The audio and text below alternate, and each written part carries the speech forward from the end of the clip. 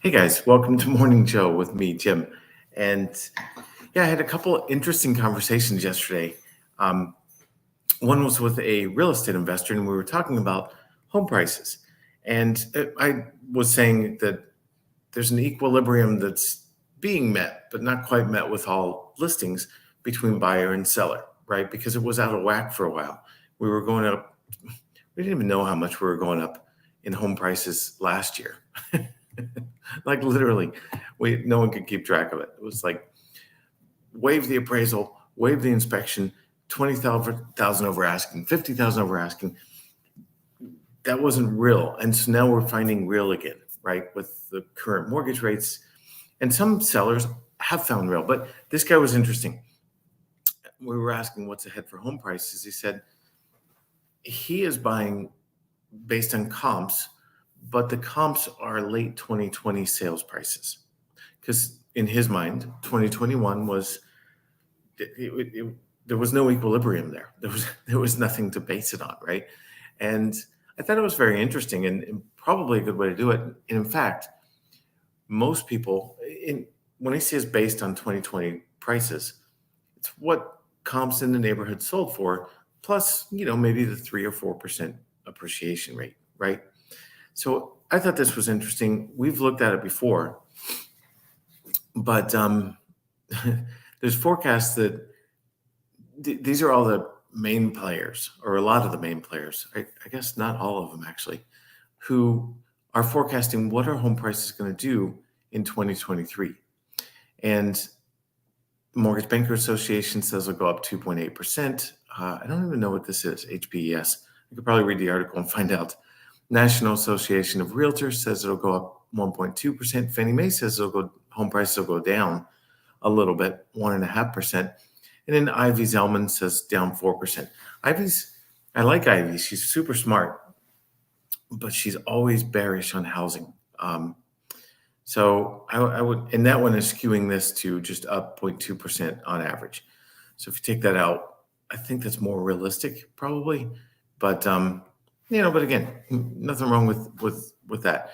I like to look at the whole picture, not the headlines on CNBC or anything, but the picture of real economists doing the real data, and just keep an eye on what they're saying home prices will do. And they're still saying home prices will go up really just flat. Let's just call it flat for next year.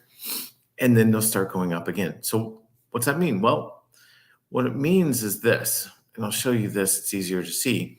We've done this before. You've seen this before if you follow my videos. If you buy a $400,000 house in Charleston County, compared to rent of that same size house, and the rent would be $2,400 roughly a month, your cash flow is better off by renting. Well, let's just look at this. By renting, but you have so many other advantages to buying that if you're in there long term, I would buy. But if you're not in there long term, I wouldn't. So if you're thinking, well, I want a house, but I might be moving in about 2 years. Well, look, the first 2 years with all the costs involved, cost to get in, cost to sell, you're losing money. So really 3+ years is where you want to be in. And I would go out 5. If you're going to be in a house you think for like 5+ years, well, you're better off that $400,000 house. You're better off by about $50,000 after all the costs, all the everything, all of these things, right? You're still better off by $50,000 to buy. But that's the criteria I would use right now.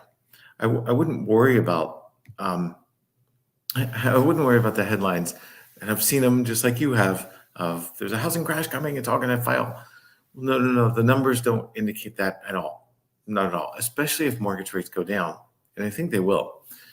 It looks to me like we could see them down pretty significantly by mid to late summer 2023.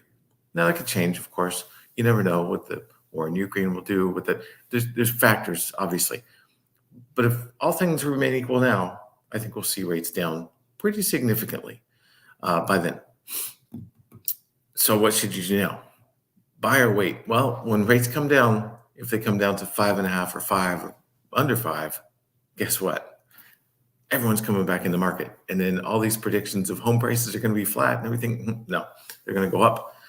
So I'm a big proponent of buying now, but I would buy right. make sure you're getting a deal that's based on, a real comps, not late 2021, because it wasn't real right then, but a little bit before that. And maybe ask for closing costs to be paid by the seller, because they will now, and you can.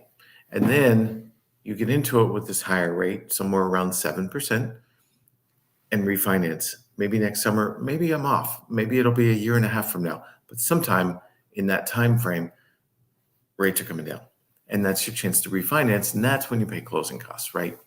Not when you're getting into the home. So I think it's a great time to buy right now, but you have to weigh everything. And part of that is how long are you going to be in the property? That makes a big difference.